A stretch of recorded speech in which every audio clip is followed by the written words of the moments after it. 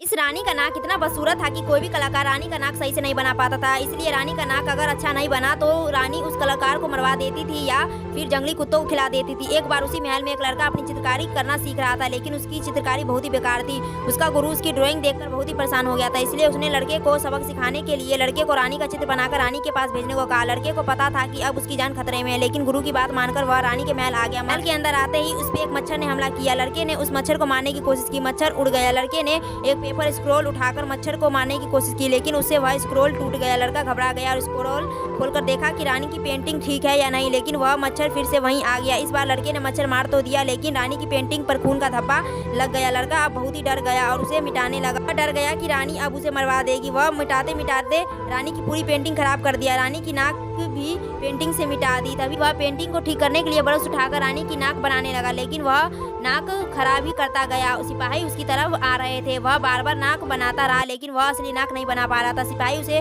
उठाकर रानी के पास ले गए। रानी के सिंहासन के पास एक बाघ दिखाई दिया, जिसे देखकर वो बहुत ही ज्यादा डर गया और डर के मारे उसने पेंटिंग खोल दिया। लगा अब रानी उसे बाघ का भोजन बनाएगी, लेकिन उस रानी की पसंद बहुत ही अलग थी। उसे लड़के का चित्र बहुत पसंद आया और उसे इनाम दिया और उससे शादी करना चाहिए, लेकिन लड़का ने मना कर दिया क्योंकि रानी उसकी दादी की उम्र की थी और रानी गुस्सा नहीं की और उसे राज्य का मुख्य चित्रकार बना दिया।